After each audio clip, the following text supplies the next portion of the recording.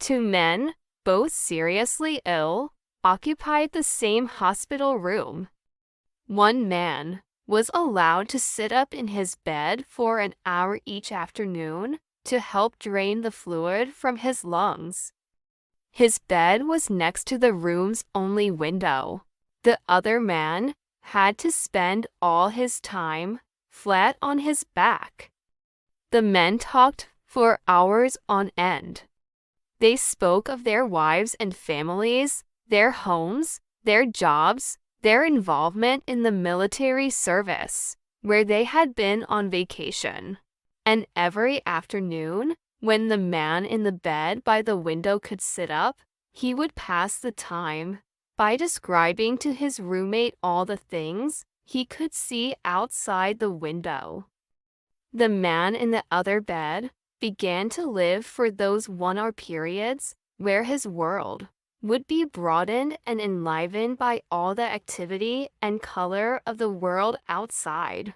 The window overlooked a park with a lovely lake. Ducks and swans played on the water, while children sailed their model boats. Grand old trees graced the landscape, and a fine view of the city skyline could be seen in the distance.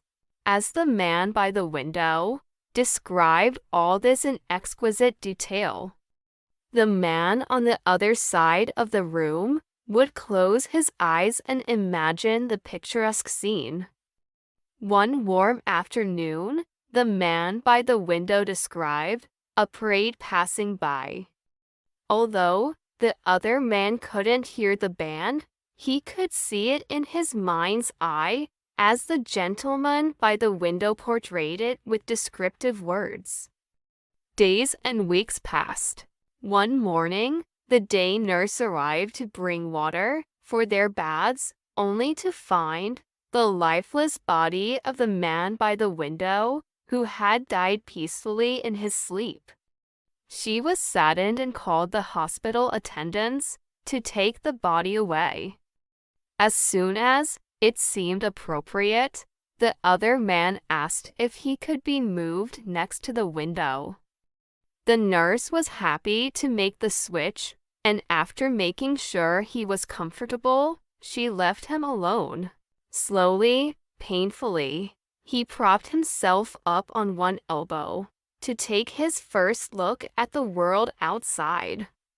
Finally, he would have the joy of seeing it for himself. He strained to slowly turn, to look out the window beside the bed. It faced a blank wall. The man asked the nurse what could have compelled his deceased roommate, who had described such wonderful things outside this window. The nurse responded that the man was blind and could not even see the wall. She said, "Perhaps he just wanted to encourage you."